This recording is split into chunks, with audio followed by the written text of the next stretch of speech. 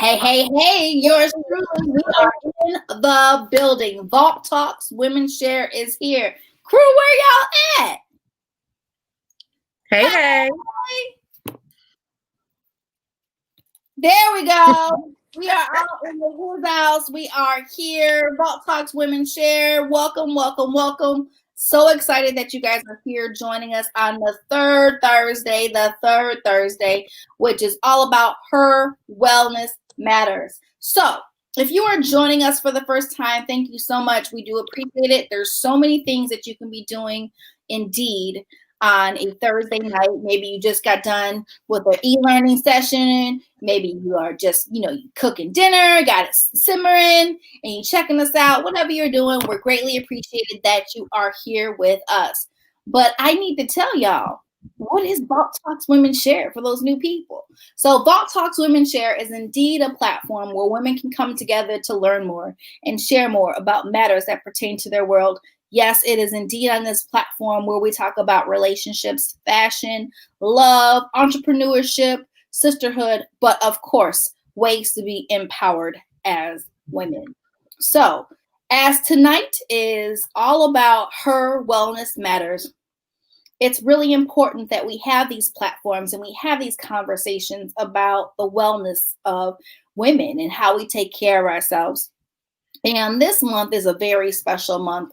It's the month that we honor those that are breast cancer survivors, as well as women who are survivors of domestic violence. And so tonight we have two amazing, dynamic, epic, superhero women in my eyes that have such a testimony and so much to share around this topic. But before we do that, Lady Liz, what is going on in your world? We need to hear from you. What's going on? So, hey guys, how's everybody doing tonight? I am in the midst of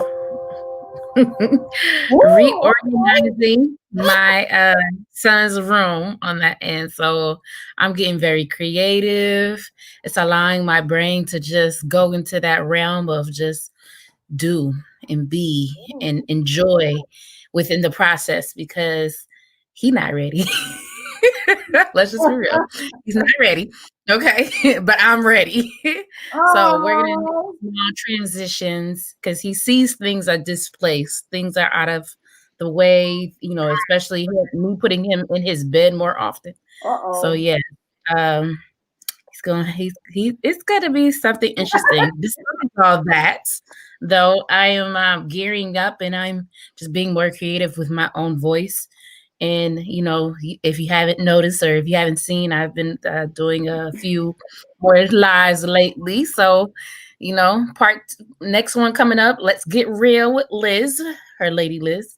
So, I'm looking forward to doing a lot more of those and, just voicing my story, having fun. Love it. All right, Miss Isha, the influencer. What's up in your world? Just tell everybody what you do, who you are, all that good stuff. Okay. Well, I have been definitely working on uploading more often to my YouTube channel. Uploaded a video this week. It's been a minute, having some technical difficulties, but we're gonna work through those.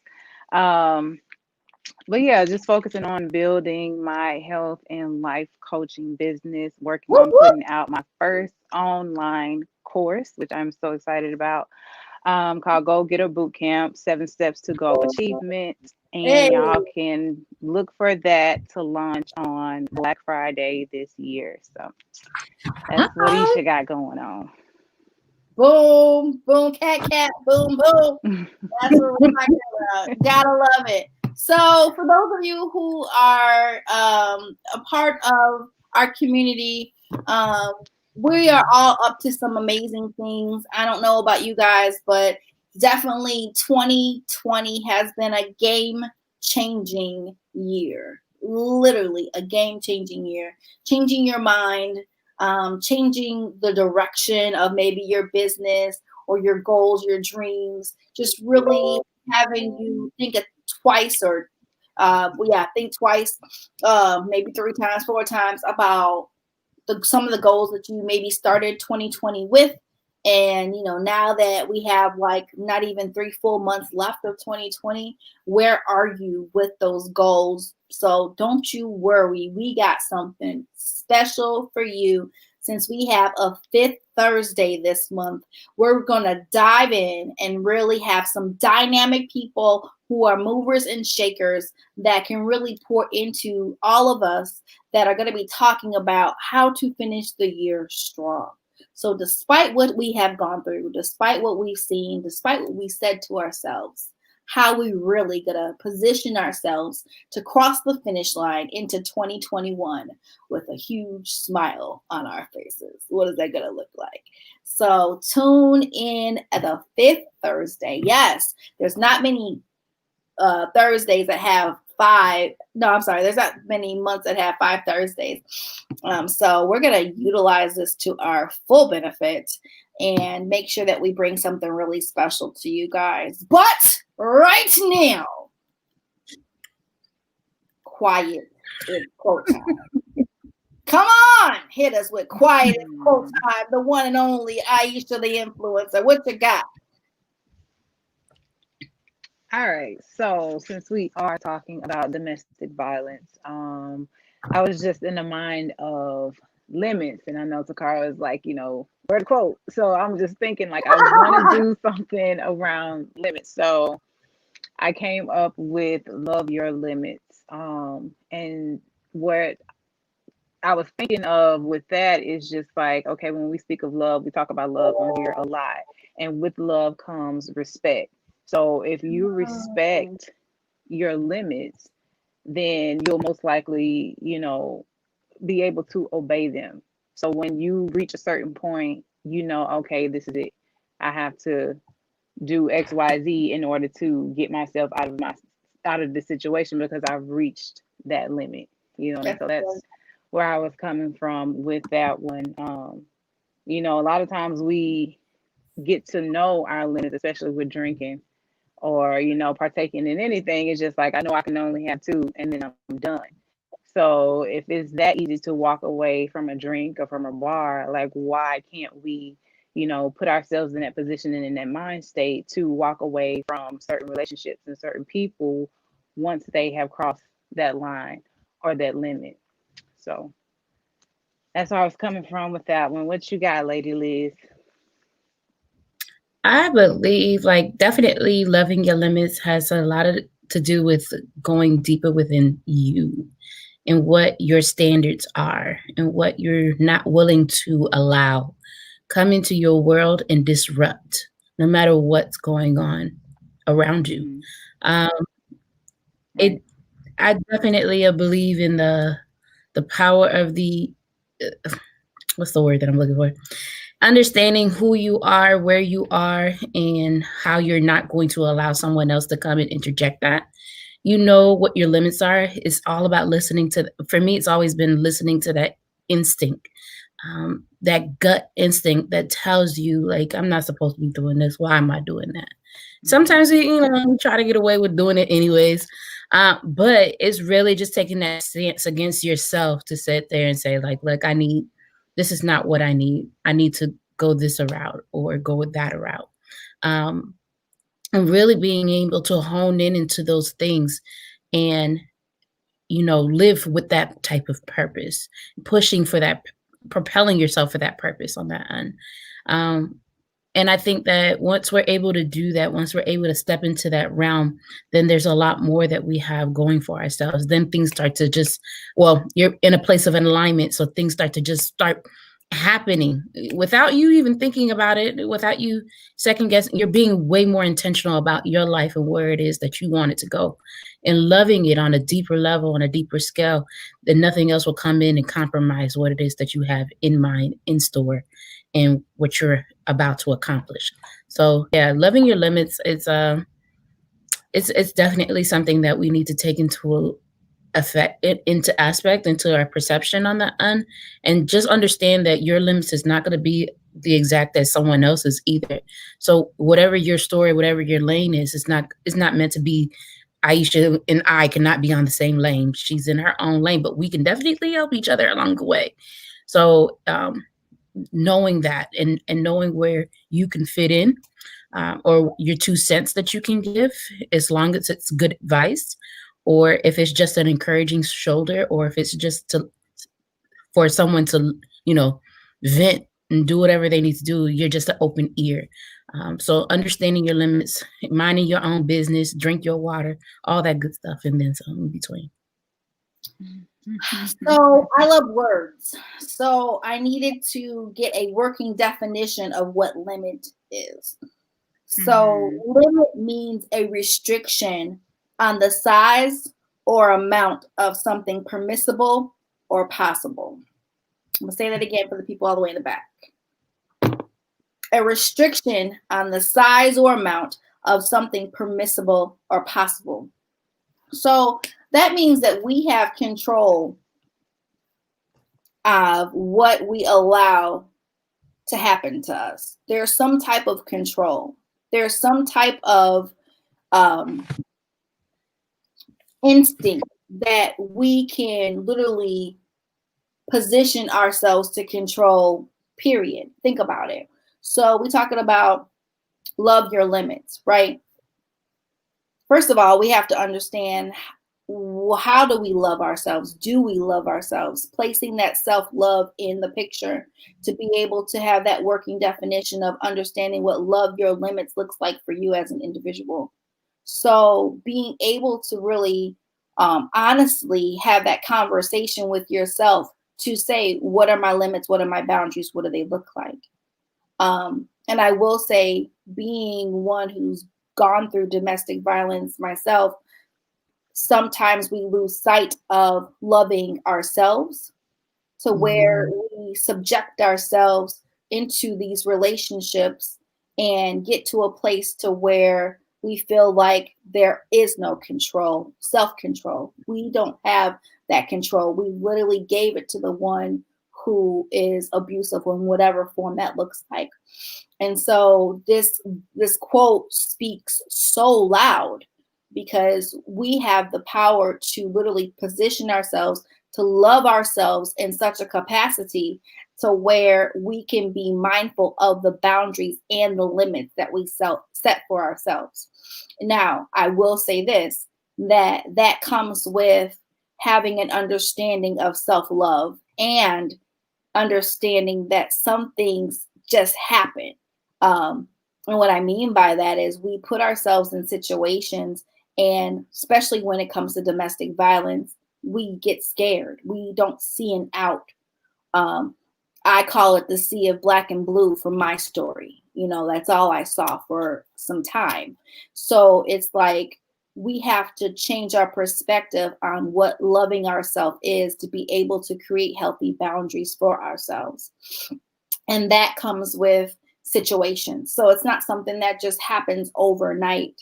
I believe that situations happen, and then we realize how much power we have to love ourselves in different capacities.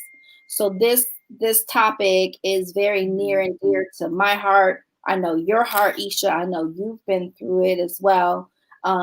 And so really excited to dig in deeper with these dynamic women who are sitting behind the scenes. I'm looking at their beautiful faces, getting ready to bring them in, and their powerhouses. So please tag, share. We want you to get involved in this discussion. This is not just a 5-way discussion. So let's go from there, shall we? All right. So I'm going to add these amazing women to the scene, and I'm going to allow for them to introduce their beautiful, amazing selves. And yes, she's being disobedient already. Let me with you. Hold on. Before you say a word, this sister of mine, let me tell you, I told her, I said, there's no getting rid of me now. We're sisters for life. And she was like, for real? Like, no getting out. For real, I'm stuck with you. Yeah, you're stuck. You're stuck like Chuck. This dynamic woman, when I first met her, our energy like literally was like, like for real. Like she's one You of the forced yourself on me as usual. The little sister that I never had, probably never wanted.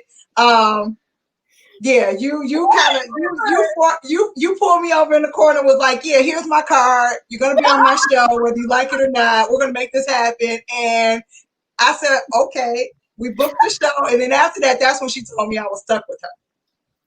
Yeah, I mean, I met her at this women's conference, and her story reeled me in, and her just the way that she presented it, the way that she held her ground, the way that she was just so humble and powerful. I was like, who is this chick? I gotta know her. A nobody. Look, a little old nobody. Definitely not. And if Liz knows me, Isha knows me, I connect with women.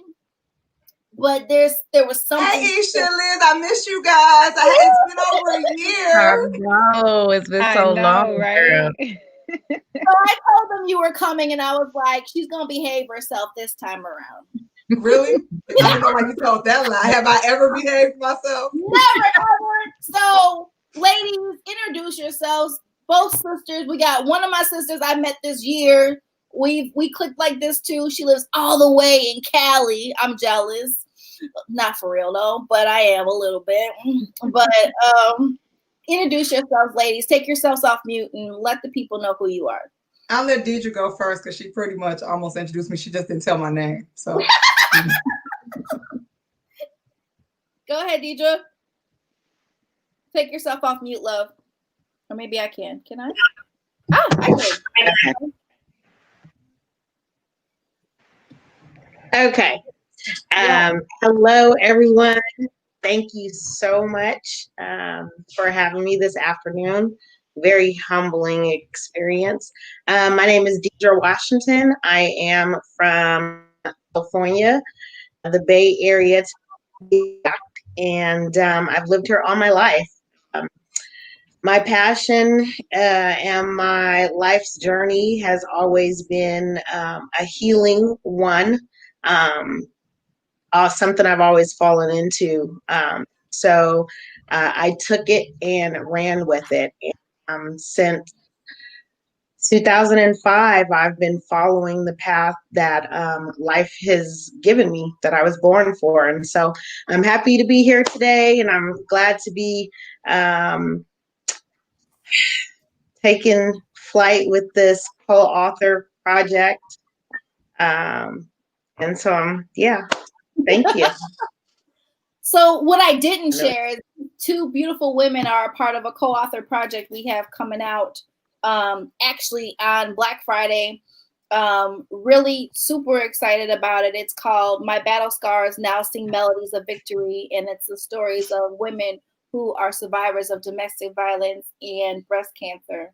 And so these women were so amazingly available and ready to share just a little more about their stories.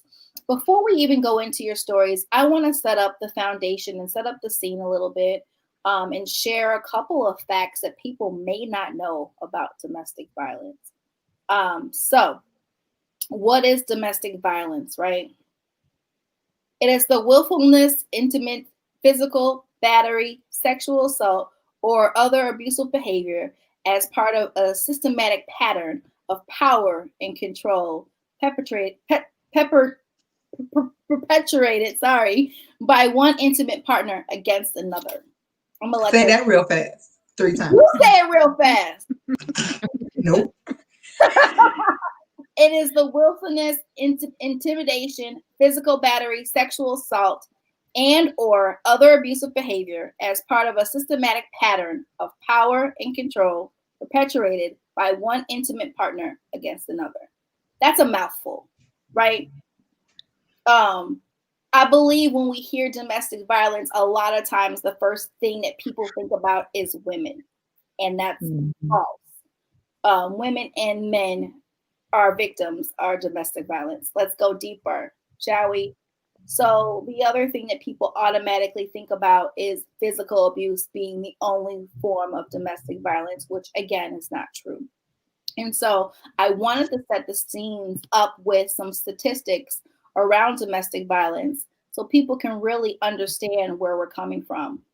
So 1 in 4 women and 1 in 7 men will experience severe physical violence by an intimate partner in their lifetime. Think about that. 1 in 4 men.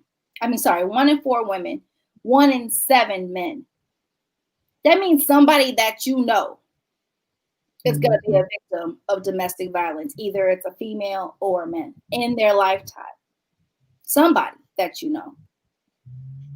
So this stat here alarmed me. On a typical day, there are more than 20,000 phone calls placed to the domestic violence hotlines nationwide. Wow. It's actually up from that, Takara, since COVID-19. That's probably a stat. That's a stat that was given a while ago, like just the average. But once COVID-19 kicked up, it was more than that. It's been more than that. I don't know the exact numbers, but yeah. Which I can imagine. So the presence of a gun in a domestic violence situation increases the risk of homicide by 500%. The presence of a gun in a domestic violence situation increases the risk of homicide by 500%. And the last one, 19% of domestic violence involves a weapon. So with those stats alone, I mean, it literally frames it to be it's a fake frame. So it makes it look like all it is physical when there's so many more dimensions that go into domestic violence. So I'm gonna start with Rena. With who? I love doing it to her. I think she said the same thing while we was on the radio show too. I love that. You know what? It has not been. I think it's been 3 years now. No, 2 years. It's been 2 years. It seems like it's been so much longer. It seems like I've known her for forever. But if it had not been 2 years, I might accept that. It's just like the first time I heard her talking to me. I mean, because like I said, I can't get rid of. We may not talk every day. We may not talk once a week. We may not talk once a month. But when I do talk to her, that last nerve, like right here. I'll accept it all day and twice on Sunday. So no. So can you go ahead and share your story and a little bit about I don't want to share my story. Okay. What do you need? What do you need? I'll cooperate for a minute. What do you need? I want you to set up the scene and share with the people, who you are, your foundation, where it came from, just a little bit of that. Okay. So first of all, let me just say, I'm always honored to be here. I miss actually coming into the studio, but this right here is awesome. I'm so proud of you and the way you set this up. And when I grow up, I'm gonna be like you. So if I decide one day, because y'all been keep telling me I need to do a podcast, I need to do a radio show. So one day, if I grow up, I'll consider doing this. But this whole little background with your little logo up at the top with the little third card, I'm impressed to say the least. Okay, so okay, thank you. My name is Renee Cooper. I am in this Renee, not Rena. On purpose. That nerve she pointed at. Man, there. So, anywho, and hi Angela, I see you logged on. Let's see. Woo, God. I survived 15 years of domestic abuse. This October 26th, it will be 12 years that I've been emancipated from the situation. So let's just start there. So I was 15 years in a domestic abuse situation. I stayed for many reasons, which we could probably talk about later. Long story short, once I got thrown out of my home on December 26, 2008, I ended up having to move back home with my parents temporarily. Well, at least I'm sorry, what I thought was going to be temporary. 2 months and 2 days after that, and I have to be very clear, I was gunned down in front of my home. I was shot 4 times in my lower back. As you can see, I survived. All of my vital organs were hit. I was paralyzed for 2.5 days. I was up walking by the 5th day, out of the hospital by the 8th day. My abuser, who was my ex-husband, or is my ex-husband rather, was not the person who gunned me down. But if you ask me and anybody else who's heard my entire story, it just seems a little suspect. So I have to give the disclaimer that no, I was not shot by my ex-husband. I was gunned down 2 months, 2 days later on. And the difference that I have been explaining lately, because I've had some controversy in the last couple of years, is the difference between domestic abuse and domestic assault. So I was in an abusive relationship, but the shooting was an assault that happened not to be by my ex-husband, but however, there's a comma to that. I wholeheartedly believe that the two kind of meshed together. And from that, like I said, thank God I'm still here. I'm a survivor. I'm thriving in life. I have an organization called For My Voice Matters. It's for the number of times that I was shot. My voice matters because I promised God once I regained my voice, I would not lose it again. And I've become a voice for several people who want to come out of domestic abusive situations, whether they be females, males, transgenders, gays. I've spoken at many different events over the last, For My Voice Matters will be 5 years old in December. I actually incorporated the name in December of 2015, but I did my first launch in February of 16. And from then, I've traveled the country. I wrote a book. I'm a 2-time international best-selling author. I'm a international speaker. I've spoken in several cities throughout the country, several agencies, several shelters.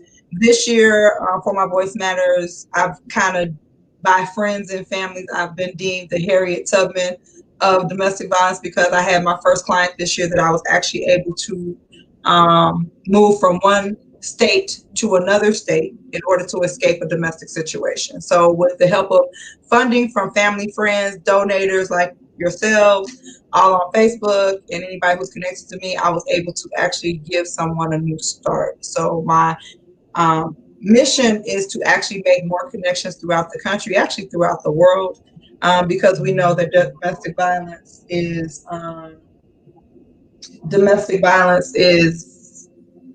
really it's worldwide. It's not just in the United States, and we know that it's 365, and we know that it happens not just to women, men, children. Again, it does not have an age, it does not have a face, it does not have a color nor creed, it does not have a gender. It just is what it is. And so that's my mission in life, to actually how about that? I had to do a wardrobe change for you. I got my 4-year-old. You put my shirt on. You actually love me a little bit, don't you? You love me just a little bit. Just a little bit, yeah.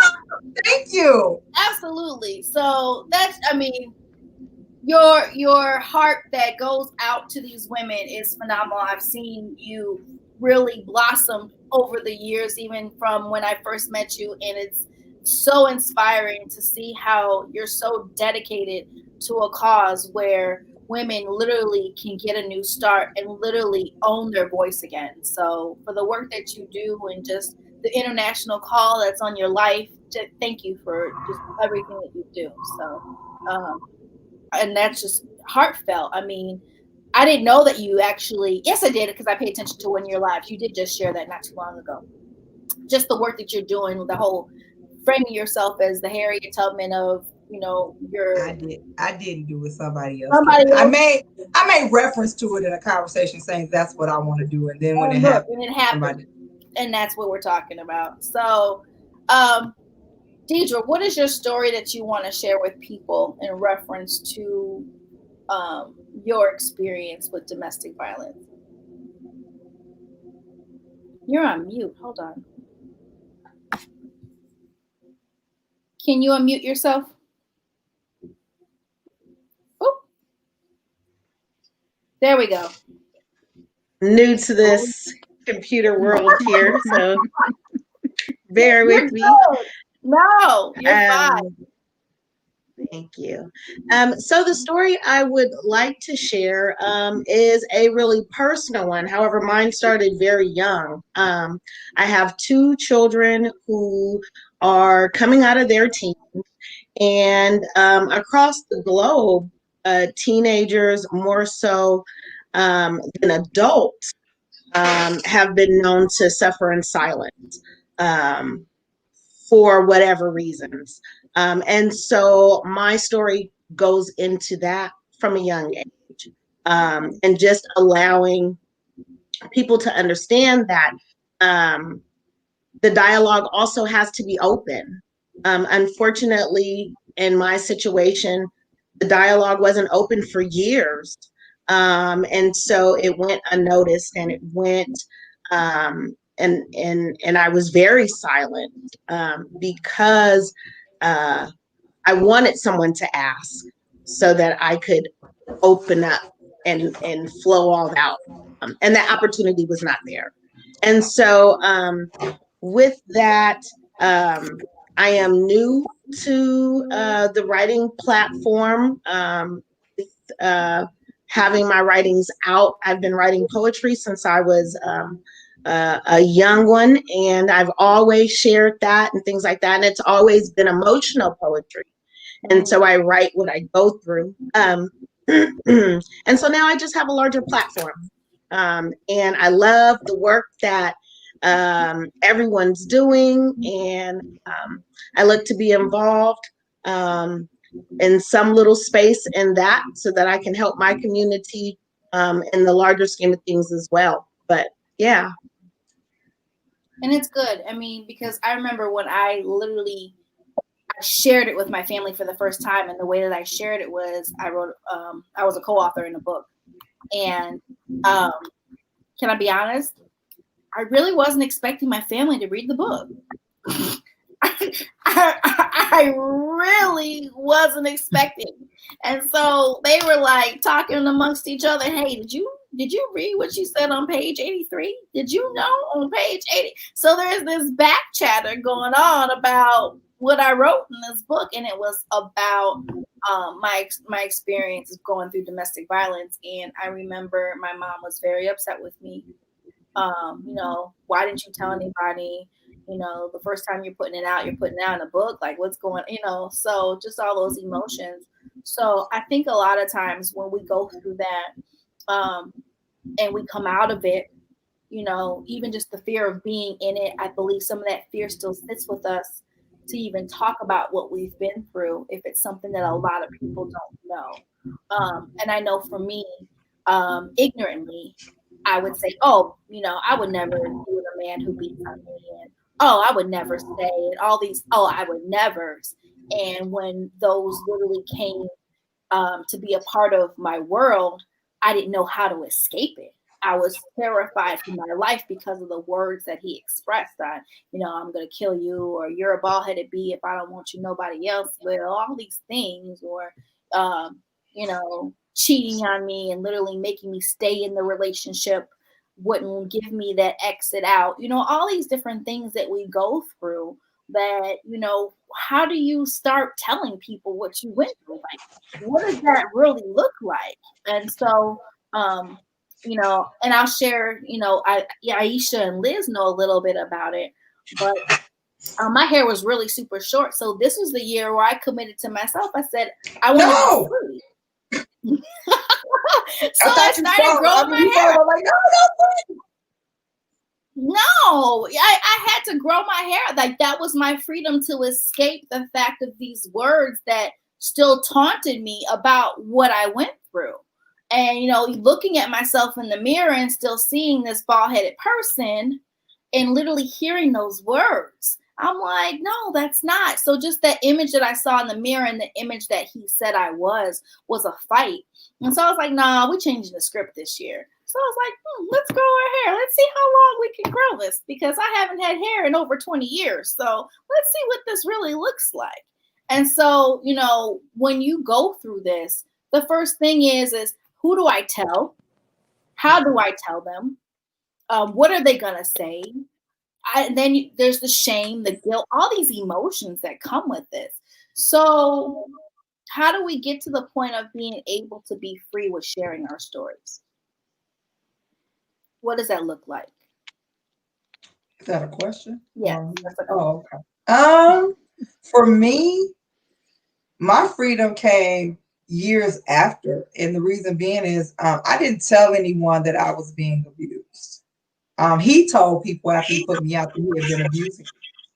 So when people started asking me, I still was embarrassed. I still didn't necessarily want to talk about it. I gave bits and pieces, not the entire story. Also, when, since nobody really knew I was in an abusive relationship, when I first started talking, it was more so about God performing the miracle of me surviving being shot 4 times and me being not, if you didn't know me, for me to walk up on you, if you see me today, if I didn't tell you I've been shot 4 times, you would never know that I've been shot 4 times. I don't have any physical difficulties. I can walk, I can run, I can jump. I ride roller coasters. I travel, profusely. I just, everything, I could bend over, touch my toes, all that stuff. I have to tell people, and, I have the actual dictation from the surgery to prove that all of my vital organs are hit, that they had to do something to every organ, whether it was just a little laceration or whether it was something they actually had to stitch up or, something that was going on. And the fact being that I was in the bed. So for the first, I want to say, 3, 4, 5 years, it really was more so about me surviving being shot as opposed to me being a domestic abuse survivor. What happened for me was, unfortunately, I lost a good girlfriend of mine 4 months after I got shot. She was shot point blank in her chest, and she was assassinated or killed by her children's father. And her sister knew my story. And when she decided to do a walk in her sister's honor through her organization in 2015, I was invited, and that's the video, Sakara, that I just reshared on my post just recently. That's where it all started from. I went out, and at the end of the walk, I think we walked a good 2 miles around Maywood, Illinois. And when we got to the end at a gazebo, we did a balloon release in her honor, but then they wanted me to share my story. And from that, it blew up to 5,000 likes or something, or 7,000 likes between Facebook, or views rather, between Facebook and YouTube. And then people started inboxing me. Oh my God, we didn't know. We had no clue. Why you didn't come to us? Why you didn't tell us? How can we, what can we do to help you? And how can you help this person? I had people call me, tell me I went through the same thing. What did you do to get out? How did you actually survive? How did you deal with it while you were in? So from that, then my BFF, my life coach, my pastor, and my pastors, because they're a team, husband and wife, they took me out to dinner one day, just hanging out with your best friends, not really doing nothing, expecting nothing.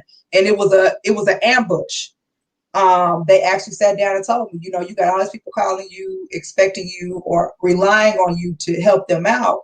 You can't just sit on this. What are we going to do? And I'm like, we not going to do nothing. We going to mind our business. We going to stay at home. And when people actually call and talk to you, then we can, I'll handle it from there. They was like, no, you got to do more than that. And that's how we sat down that night. That's how the name came about, because I couldn't think of anything else that would really, that really kind of clicked for me. And I just, I'm sorry, guys, my phone is going off. The job is calling even though I'm off. So, just the whole, then, like I said, it started from there, and just opening myself up to see what God was going to do. I never thought 5 years later I would be where I was, because my intent for My Voice Matters, and it's funny how God will bring things to your remembrance, was I wrote stuff in the journal that I wanted to do, but I put the journal away. I hid it or whatever have you, got messed up with it and things like that. And I think I opened that journal last year, not too long after, about a year or so after my mom passed away. I found it, and it reminded me of what I everybody in my home.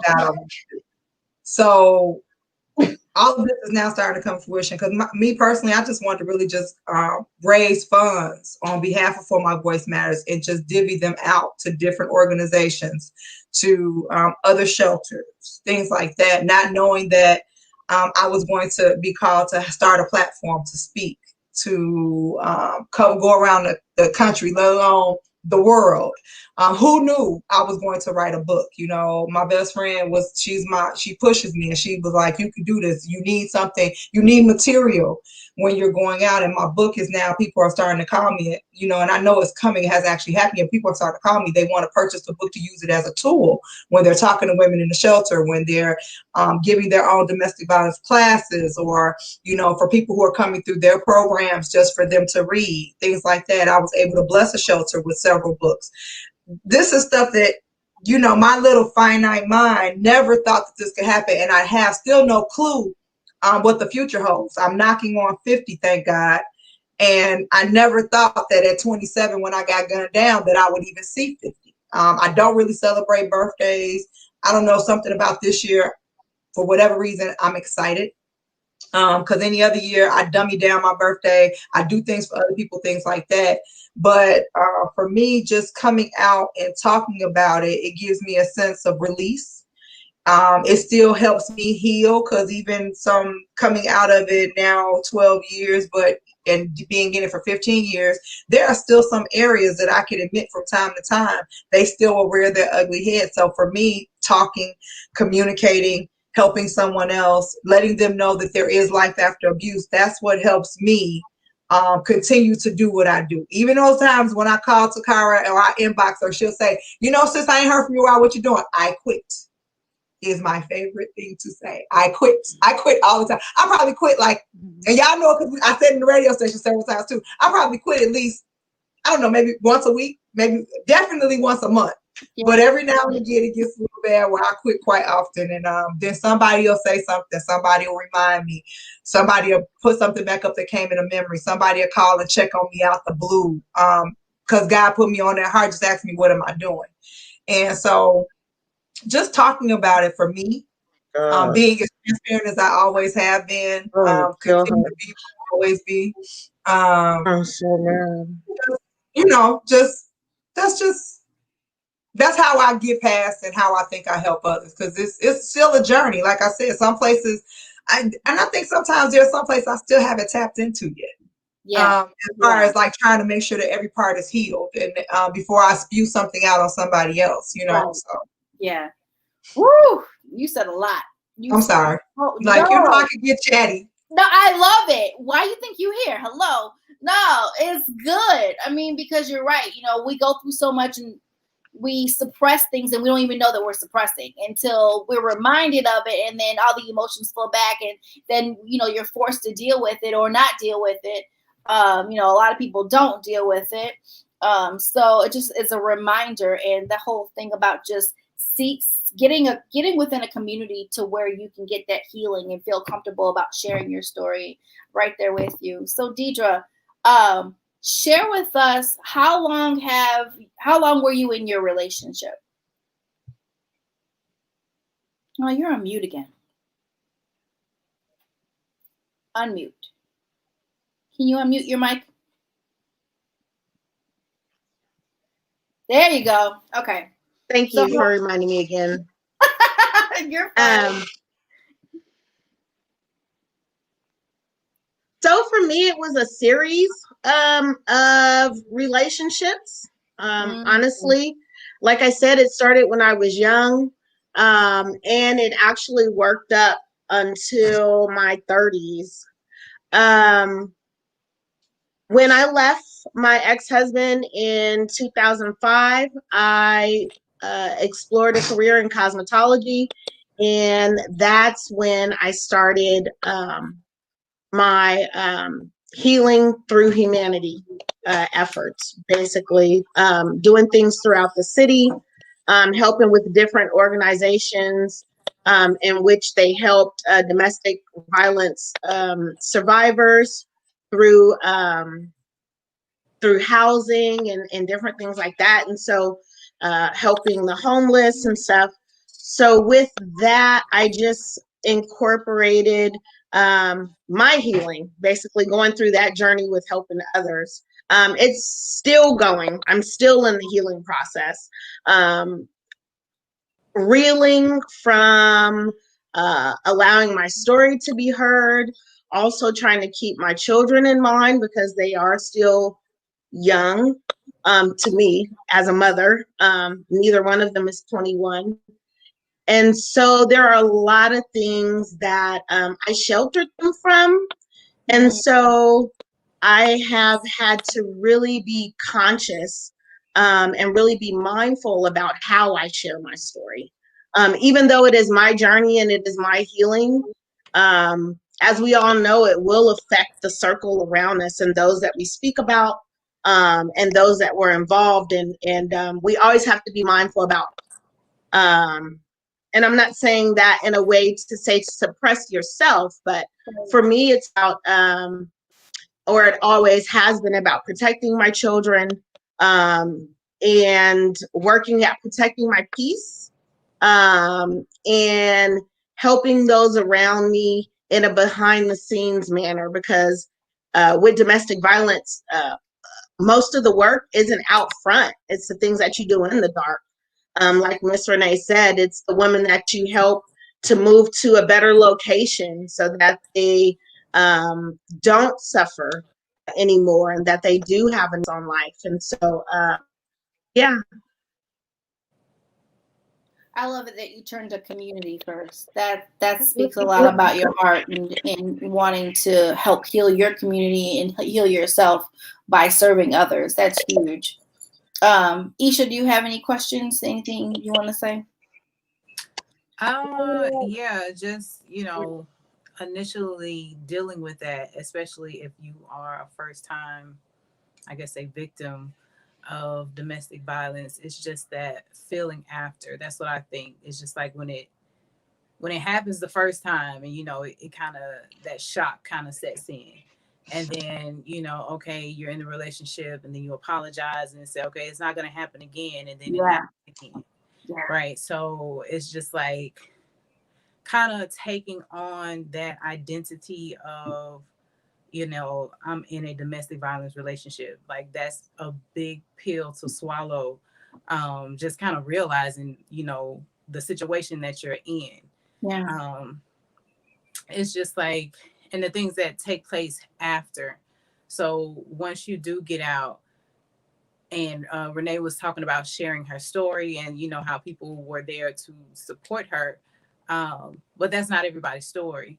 Right. So, some people are put in a situation to where they are blamed for their situation. Mm-hmm. So the victim is blamed for, being abused by their abuser. And that's a whole nother trauma on top of trauma within itself.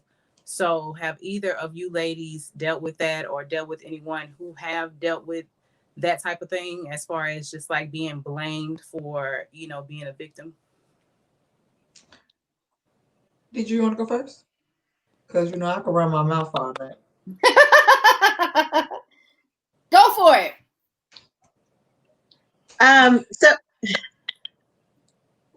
thank you, Renee. So as far as the blaming on my end, it was always, it was never by friends and family. From my perspective, it was always by the abuser as a form of psychological abuse.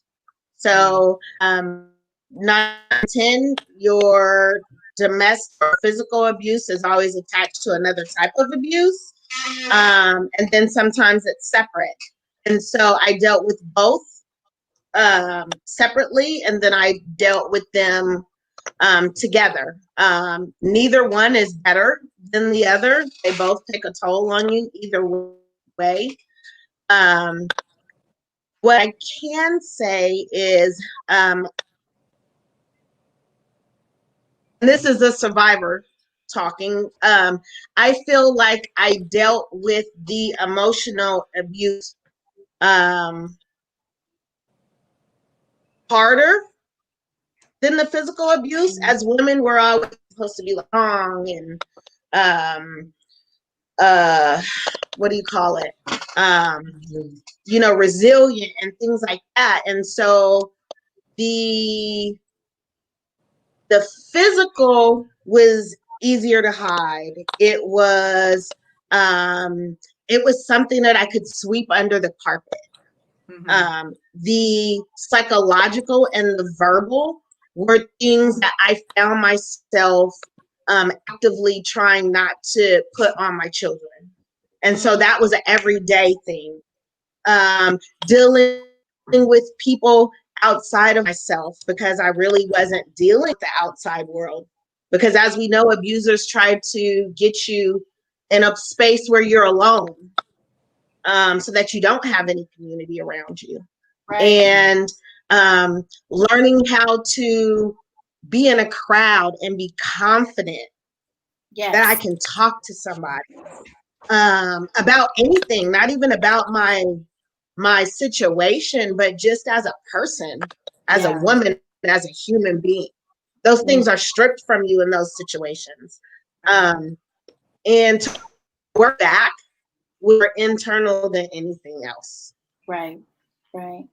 Man, you hit on so many points in a short moment. I don't know where to go. As I was listening to you, I was literally reliving parts of my story. And I'll say this, and God is so amazing. Some of the things I don't remember anymore. Some of the things I do. So as some of the stuff is just I can't say exact. Like if you had to say, hey, give me dates, I can't do it anymore. I don't even know what year it was. So I definitely know the healing process is definitely still taking place, and the forgetting part is literally taking place, because there's some things that I just don't remember about it. But you said something that really stood out, and it took me back to a place of just remembering how, it is easy to cover up the bruises and all that. But just, I remember having to put that mask on in front of people to protect my whole energy, to not allow my energy to show what was really going on in my life. And that right there is emotional in itself, because it's like, pick it up, put it down, pick it up, put it down, pick it up, put it, you didn't, put more lipstick on, you need to look like this. It needs to look better. If you don't do this, then there's a seep in it where your story might get out.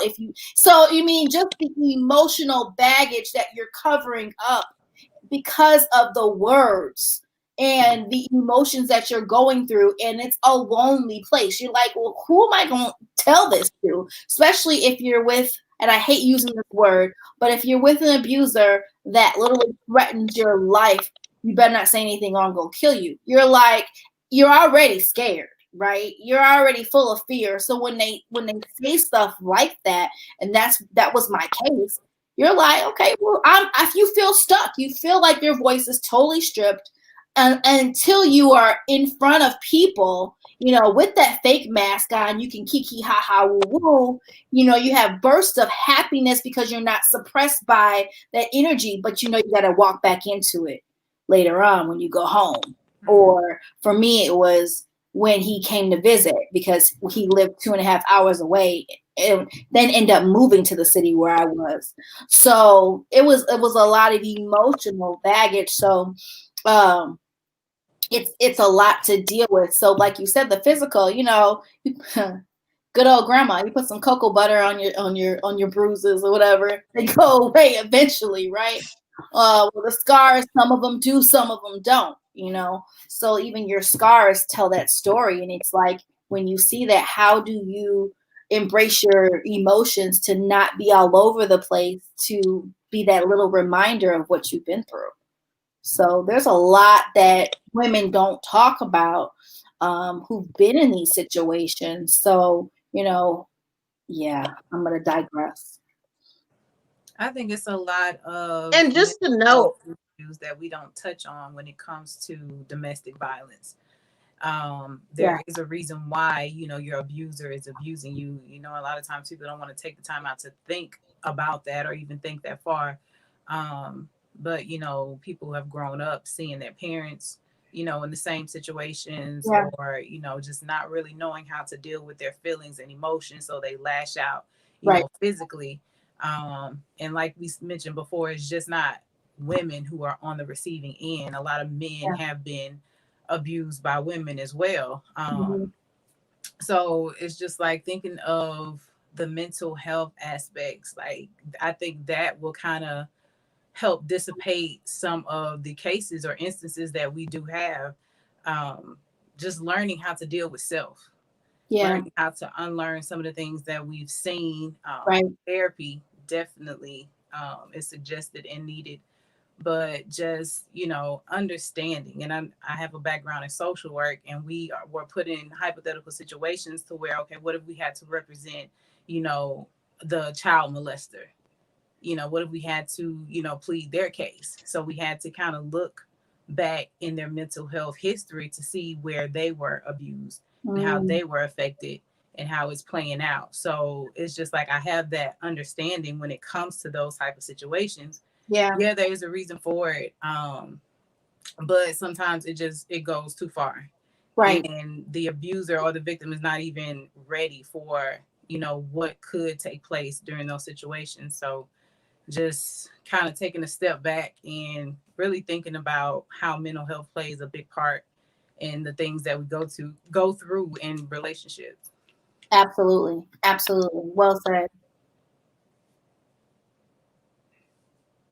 Yes. You've been quiet. Right. I was waiting. I was taking everything in. I was trying to be the good guest today. Since she says I always tire trouble, I'm trying to behave myself. I mean, I'm just saying. When I behave myself, I'm wrong. When I'm acting up, I'm wrong. So what do you want? We want. We want. Come on.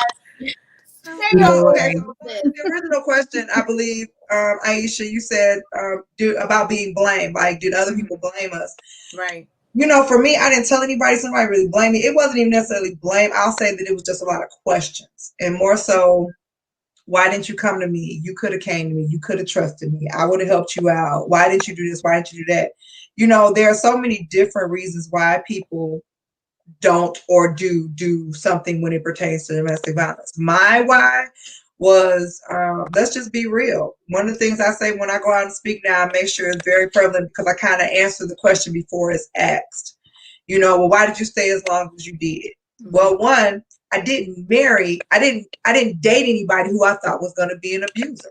I didn't go down the street and see him jumping up and down on another female and be like, hey, you stop dating her, come date me, because I think you can whoop my tail a whole lot better than you whooping her tail. That appeals to me. You beating on her just makes me feel really good. So why don't you dump her and be with me? No, I dated somebody who was very charismatic, very manipulative, charming, not bad on the eyes. We were young, all those things. So by the time the first incident happened, I pretty much was already in. Call it young, dumb, stupid, whatever you want to call it. Because I think when we first started dating, I was 22.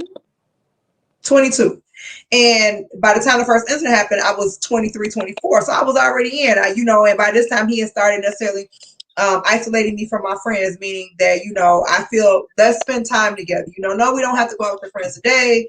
Let's do me and you. And we did that for a while. And then once we got further into a relationship, we would bring other couples in, but it was still me to him, this, that, and the other. Another reason why, people say, well, you guys dated for 6 years before you married and you still married him. One, we always fairy tales. We think people are going to change. They promise that they're going to change. They promise they're not going to do it again. Yeah. I wasn't hit every day. It wasn't I'd like to reference The Burning Bed, which is an old movie with Sarah Fawcett, where, she was beat almost every time she walked in her door. That was not me. One time is one time too many, but most of my incidences maybe were anywhere between 7 to 9 months apart. Sometimes it would be a little closer, but most times they stretched themselves out. Yes, there were, arguments that could have been heated, that could have led to something, but they never did. Yes, there's name calling, but let's just be real. How many of us in any type of relationship do we spit back at each other and call each other's names? So when you think about that, I didn't think about it as being abusive of him calling me out my name, because I talked around and may have, under my breath, called him out his name too, but it was just the fact then we were going toe to toe. So I didn't look at that as it being abuse. Then I decided, because, you know, even though it was probably, excuse my French, a piss poor proposal, I decided to marry him. And when I married him, now this is where it gets kind of tricky for me and my mindset. And it took me a while to kind of, you know, when you walk out this journey, every time you get a revelation, it's like reading the Bible. You read the Bible something today, it'll mean one thing. You go back tomorrow or even 2-3 days later, God will give you something totally about it. So every time I tell this story, I get a different revelation. But true to this, when I said my vows, not only did I say my vows to my ex-husband, I said them to God. And at that time, I was not a minister of sorts, but I was in ministry. And I took everything that was related to God very, very seriously. I didn't want to disappoint him. I wasn't really worried about disappointing anybody else. I don't care what anybody else say, but I never wanted God to be mad at me. And my joke now, when I talk to Sakara and I talk to people, when I say I'm going through different things, I'm like, God don't like me. He got to be mad at me because I really can't understand why I'm going through this. I didn't deserve this. And, you know, we all know that when we fight this fight, that, you know, God is going to call us to a different level. You know, higher, deeper levels bring deeper devils, or however the saying goes. But it's always something that you seem like you're coming out of something and you get hit again. And it's very discouraging when you're trying to live, or when you feel you're living your life as best you could with God on your side, and you're trying to follow what you feel is the way you should go. So for me, when it came to my marriage, when it came to people saying, well, why did you stay? Why did you even marry him? Why did you stay? Well, I loved him. Let's just be real. Bottom line, my heart was involved. I loved him. I wanted to, and I seen he was not a bad person per se. Would give you the shirt off his back. Was life of the party, made people laugh, would do anything and everything. He was just a bad husband, a bad boyfriend, but he was a good person at the time. I just wanted him to be better than me, and he chose not to be. So when I said I do, and I did, when it got to the point where I was getting sick and tired, or when I felt like, you know, God had abandoned me, when I felt like I deserved better, whatever have you, every time I would say, okay, enough is enough, the covenant would come back into my head and trick me into saying, no, you got to stay and work this out. Have you prayed enough for him and yourself? Have you prayed to change yourself before you could change him? Mm-hmm. Did you do everything you could to make your end of this covenant everything that it can be? And there were times where I would come back and I'd be like, man, I think I dropped the ball here. Mm-hmm. Whether it was the enemy tricking me or not, that just really was my mindset. So it wasn't until 2000, actually it started in 2006. The last actual physical altercation that we had was us actually physically fighting and me defending myself this time. And I actually got a couple good licks in. And this time, and you can't tell the day, and you know, sometimes I'm one of those people now, hindsight is 2020. You don't want to take pictures then because you don't want to remember. But for people to actually understand my journey, because when you look at me now, I don't look like what I've been through. Yeah. But this whole side of my face, my left side of my face was distorted. I say I look like the elephant woman. I mean, almost broke my jaw and everything. And when everything came to a head, his promise to me was he was going to stop cheating, because he was a habitual cheater. And he was never going to put his hands on me again. Well, he kept the second promise, because from that day to this one, he has not laid his hands on me again. But he threatened my family. So for me, my next thing was to get him away from my family, because we live with my parents. My next thing was for him to get me away from the house, get him away from this house so my people could be safe. So we ended up purchasing a house together, and we moved out, and he promised this and other. And I thought now that we're doing this, that things would get better. Well, again, habitual cheater, fell back in the same routines, and most men are creatures of habit. So any man that's watching right now, this is your tidbit from Renee. If you're going to cheat, which I hope you don't, but if you do, don't do the same thing all the time. You got to change it up. If not, we gonna know. We gonna know anyway, but we gonna know and find out. That's just a little note. Okay, so anyway, going back to this story, just to say, I just began to see things, and I just told him when that July of 2008, I sat down and I told him I was done. I said, you do you, I'm going to do me, and whatever happens, happens. But we need to put this house on the market. I said, because it's heir apparent that this young lady who you've been in this relationship off and on with for 7 years. Either she's stupid and don't understand what's going on, because I don't understand how anybody, unless you just like being a side chick, would be with somebody that long, they're married. Or, you just really think I'm dumb and I'm slow and I'm just going to keep on putting up with this. No, I'm not. So let's sell the house, go our separate ways. And I guess he didn't believe me. I started not being a wife. I mean, I'm not cooking for you no more. I'm not cleaning for you no more. You got your laundry. I got my laundry. I'm going to pay my half of whatever had you pay your half of whatever had you. And this is just how it's going to be. We are truly roommates. I'm going to sleep in another room and you can be mad because I'm not sleeping with you no more. I don't care. R. Kelly said it best. When a woman is fed up, he might be a pedophile and in jail right now, but when I tell you that man's a musical genius, that's what he is. And whether he never make another note again while he's sitting in prison, everything from his past resonates with me today. That's all I'm going to say. That song I played it morning, noon, and night for at least 12 months. For 12 months. Because it was true. And I had to keep hearing it to myself so I wouldn't change my mind. But when I got fed up and sick and tired of being sick and tired of being sick and tired of being sick and tired, that's when I made up in my mind that I needed something different. The only thing I did not do right was I did not petition God, and I petitioned him, but I was not specific. And what I mean by that is because I'm a believer, and anybody who's watching this night, when you pray, God will answer prayers. He may not answer the way you want to, but if you're specific, he has to dissect what you're asking for and figure out what's in his will and what's not in his will. I specifically just asked for an exodus. I didn't ask how to get my exodus. I just asked for it. So when it came down to it, I started looking for a job myself. I started looking for an apartment because I didn't want to involve my parents. I started looking for a second job. I started doing everything, trying to pack stuff up, put it to the side. So when I could go, I could just grab my stuff and go and not have to worry about it. Not knowing that almost 3 months after that prayer and me writing it in my journal, that I was going to get thrown out of my home. That's how I got my exodus. I was thrown out of my home, told to get out. And that he can do that all by himself. Well, help yourself and do it by yourself because I'm gone. You ain't got to tell me twice because I told you I was done. So, but it took me, when I prayed that prayer, going back to what I was saying was it's about a mindset. Whew. That's when I had to realize that God did not want me to live that way. And even though I believed in my covenant, he broke our covenant, even though I was trying. And I wasn't perfect in my covenant. Don't get me wrong. There's stories I could tell. We'd be here all night. But the bottom line is he continuously broke our covenant. He continuously did whatever had you. But me being a woman, us women of faith, and I'm not knocking men of faith. That's not what I'm doing. But those people who are stronger, when you have a partner who, and believe me, he grew up in the church, knew better. I know wholeheartedly that, and this is where free will comes in, and I'm gonna shut up in 1 minute. This is when free will comes in, because God puts people in your lives for a reason. And if he tells them or shows them or has somebody come and tell you, prophesying, give you scriptures, whatever have you, that something is supposed to transpire, he gives you the blueprint. Whether you decide to follow it or not, that's totally on you. I know for a fact that my ex-husband and I were supposed to do ministry together. He knew we were supposed to do ministry together.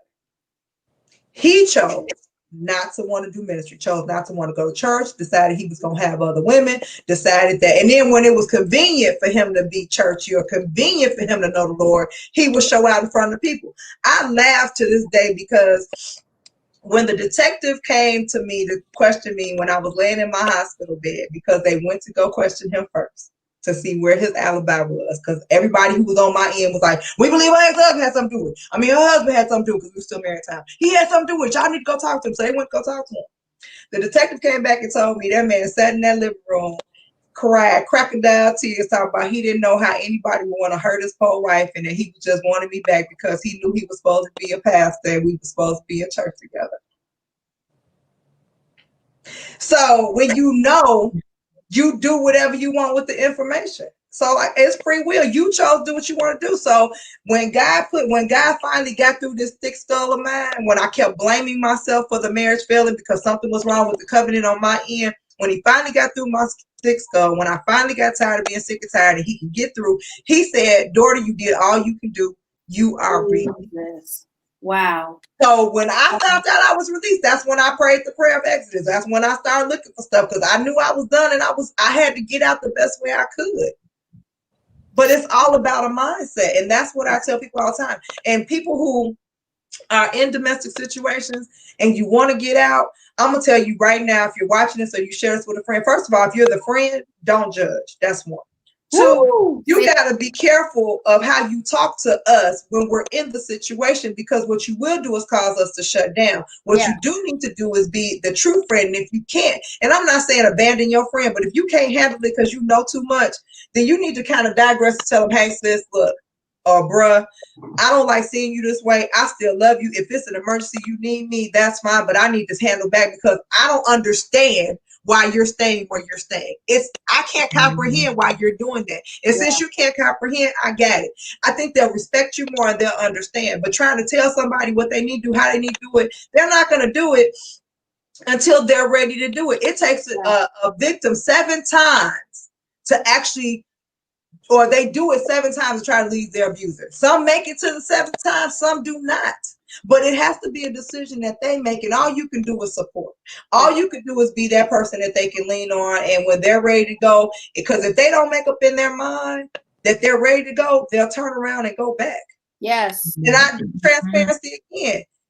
My ex-husband kept telling people, I'm going to go get help, I'm going to go get help, I'm going to go get help. And if it wasn't for the fact being that he was a narcissist and such a bully, and even though I had a restraining order, he restricted called me, anonymous called me through friends, sent me messages, even though he wasn't supposed to. If he probably would have left me alone for the time being that I asked him to leave me alone, to let me process my thoughts and things, if he really would have went and gotten some assistance, I probably would have went back. That's just real. Yeah. Yeah. But he didn't want to get the help because pride wouldn't let him. He wouldn't leave me alone and give me my space I needed because pride wouldn't let him.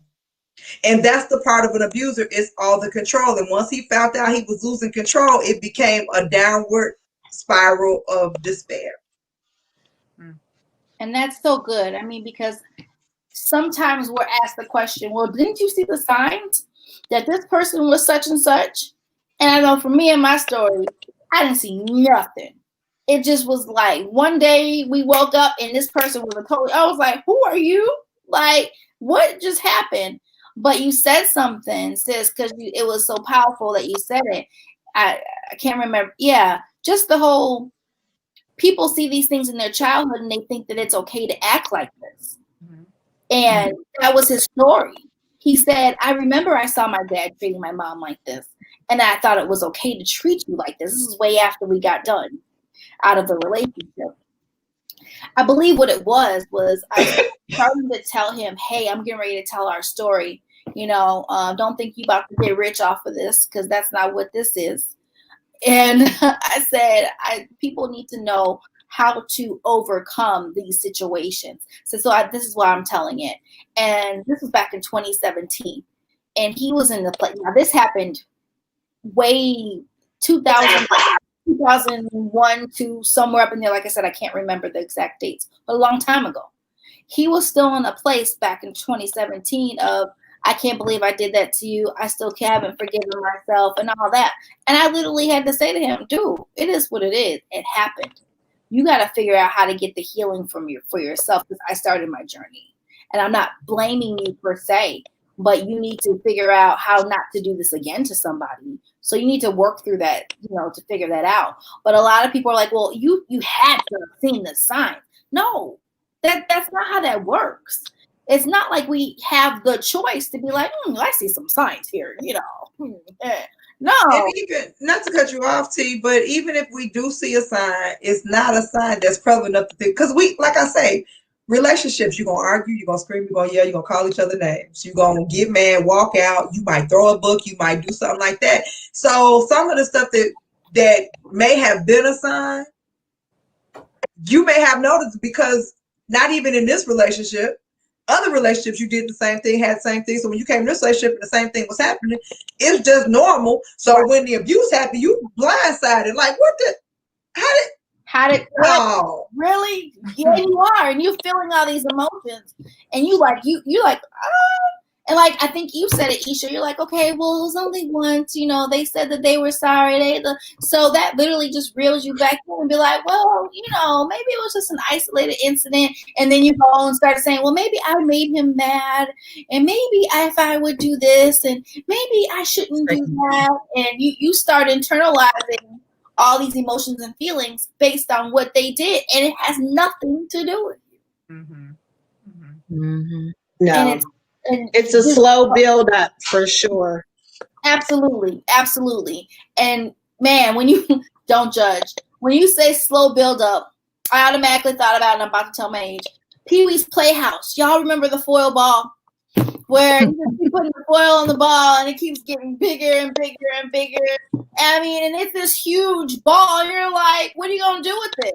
I mean, so, it is something that literally just gets bigger and bigger. And when it gets bigger and bigger, you fall in a place and you get smaller and smaller. I mean, your voice is gone. You're like, I don't even know how to get out of it. Like, you literally feel like you're shrinking because the energy is high. You're trying to figure out, how did I get myself in this place? You're doing all these woulda, coulda, shouldas, and you really feel stuck. You really feel like you're lifeless. And so and you're scared. You're literally in a place of fear. And so it's interesting on how you talk about just the words and I'm with you. I think you said it, Deidre. The words hurt more than the physical. Mm-hmm. The words are the part that I have to work really hard not to, relive. Or even when people are having conversations back and forth and it starts to get escalated and it starts to get really, really loud, that reminds me of that place. And so I literally just I have to shrink back and stay in this little bubble and be like, okay, this is not that. But still, it's really, They're called triggers. They're huge triggers. It's it's not no little trigger. It's like a boom, bam, pow, like, come on, like, it's huge. And you're like, how do I? PTSD. Yes, indeed. So yeah, it's a lot. Liz, you've been quiet. So what do you have to say around this?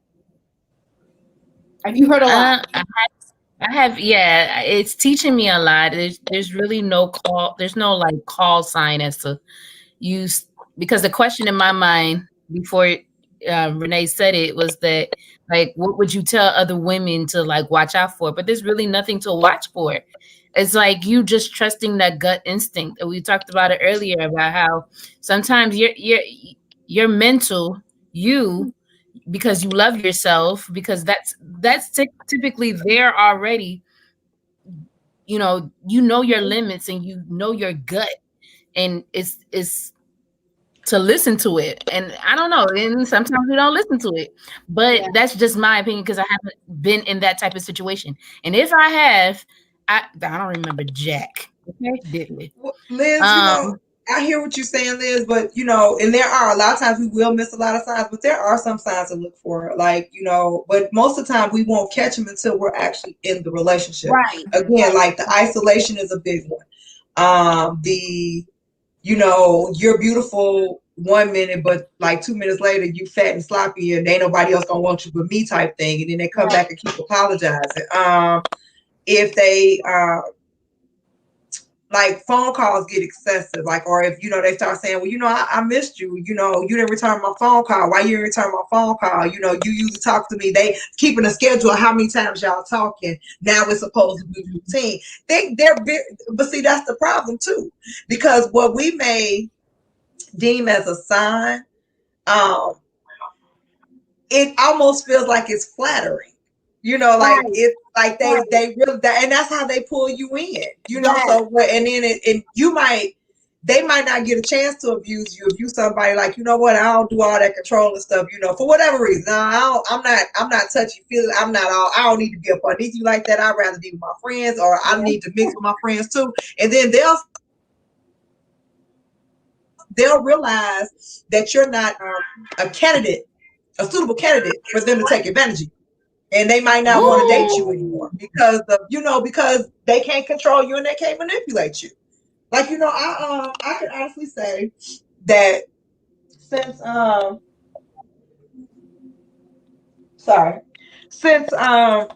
been out of that relationship, I'm very, very hard when it comes to dating.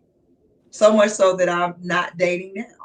I could care less about dating. I don't want to date. I don't want to be bothered. I don't have the energy, the time, or what's the word I'm looking for? The mindsets to be bothered. And I don't mean that in a negative way, but it's just truth, because it takes too much. And you know, I can't say that I'm going to be fair to a gentleman who does something that looks suspect to me. Because now everything is a trigger, everything is a catch. I'm looking at you sideways. And then another thing that don't help is when I divorced my ex-husband, when he put me out, I was 37. So I'm already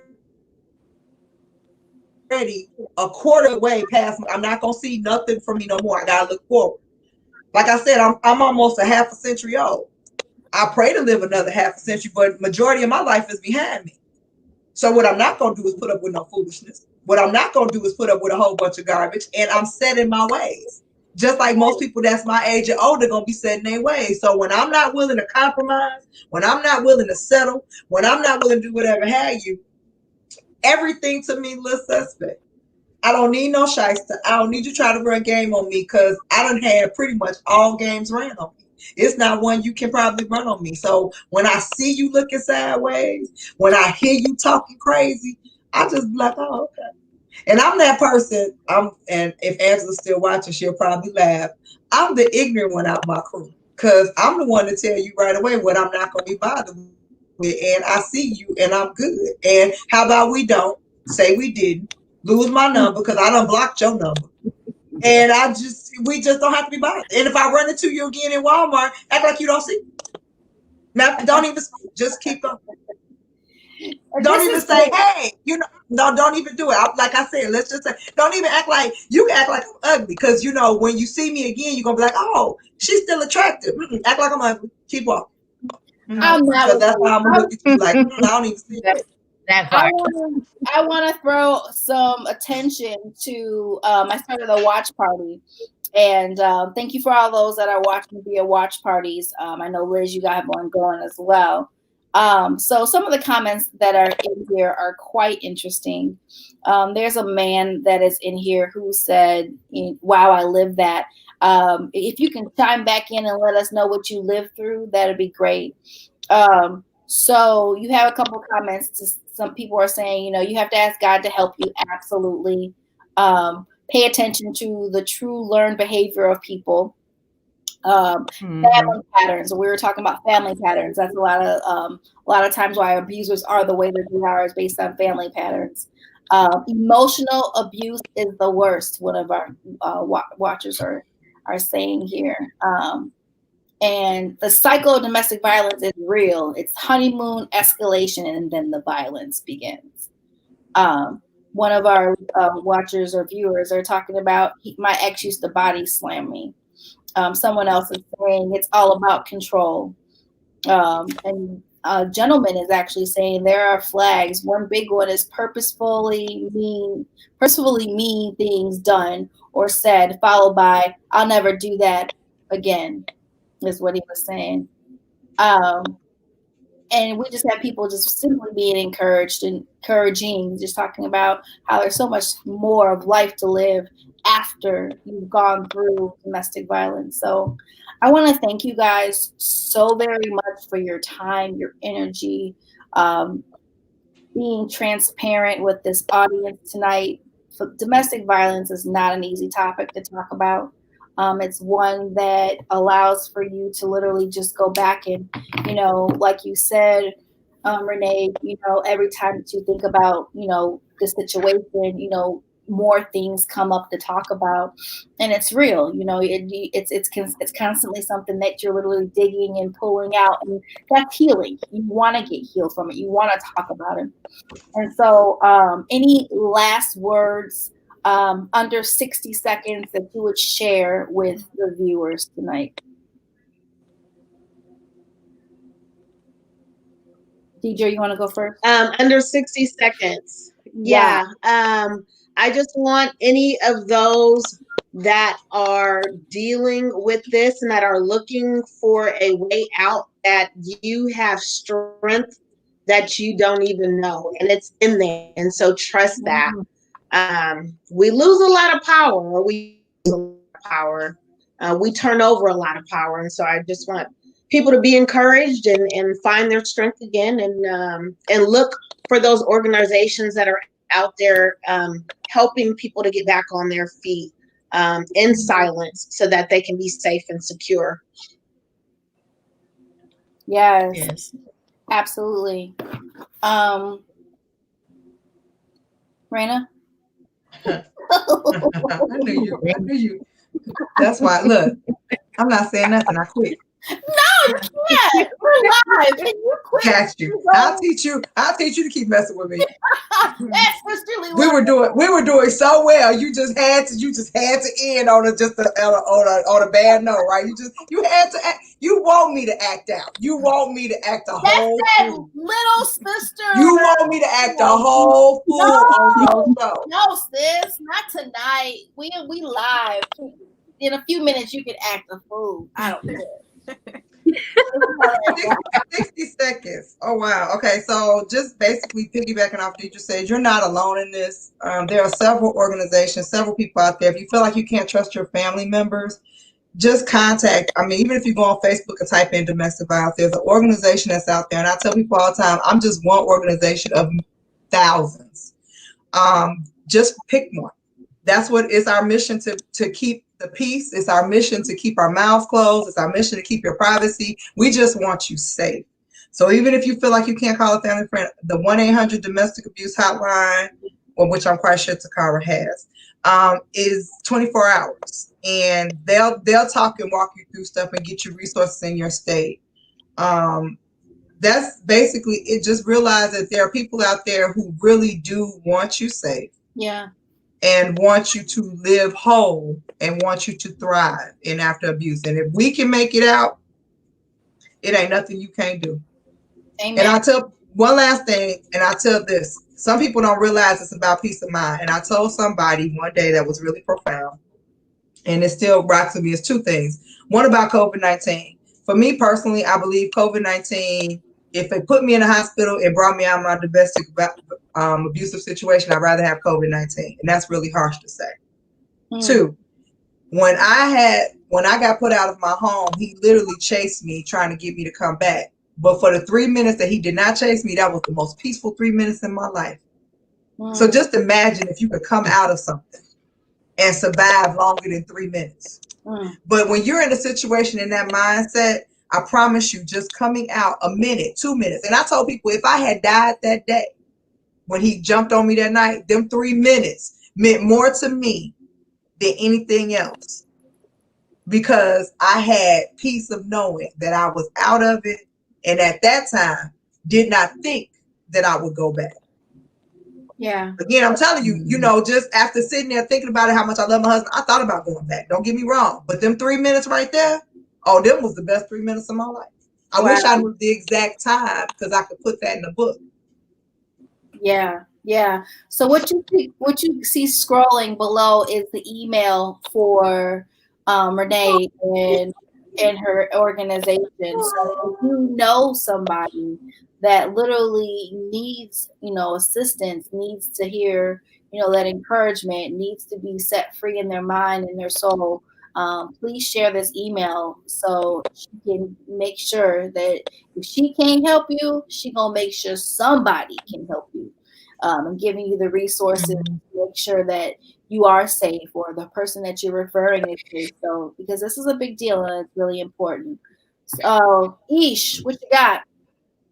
I just want to hit on one of the comments that you said that the viewers made in the watch party, is that there is life after, being in a domestic violence situation.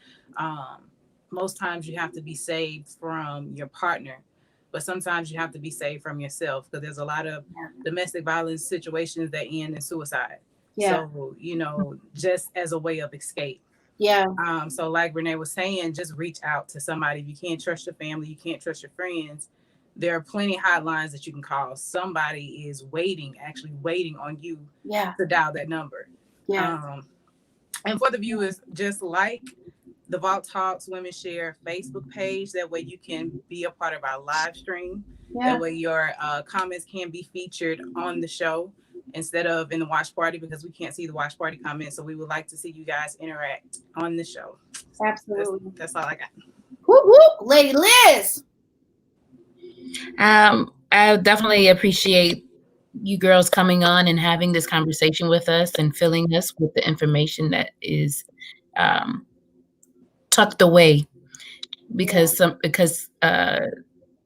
we're scared to talk about it, or we don't know what to say. For those who've never been through it or have know someone who's going through it right now and is just like apprehensive as to how to ask or what to say. But I want you guys to all know that we're here for you. And definitely reach out to whichever platform is available to you, like the other girl said.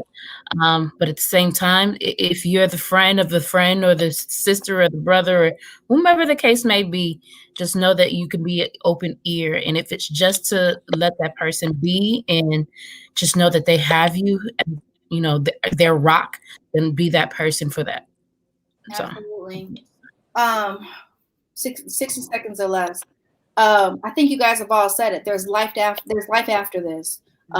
Getting a peace of mind, joy, working through your trauma, getting to that healed place, confronting your fear of, what are people going to say, coming from the behind the scene of, allowing shame to operate so strong in your life to where you are voiceless. Just really understanding that you matter. There's so much for you to do on this earth. There's a reason why you're here. And it's not to be beat on. It's not to be talked to any kind of way. That's not the reason why you're here. So, it's tough, but seek help. Do not suffer in silence. You do not have to make that choice. That is not your only option. So this has been Vault Talks Women Share. We're so elated that, yes, we went over a whole 30 minutes and counting, but it has definitely been worth it because I really, truly feel deep down in my spirit that somebody needed to hear this. They needed to understand how to even avoid the pitfalls of entering into a relationship. I think we gave some really great nuggets. Or if somebody is watching this and you know somebody, now you know how to be that support. Now you know how to be that encouragement. You know how to be that positive voice and light in their lives. So thank you so much for being with us. We love you. Mwah. Next week is on and popping. He said, she said, they share. That's all we saying. And we out. Peace.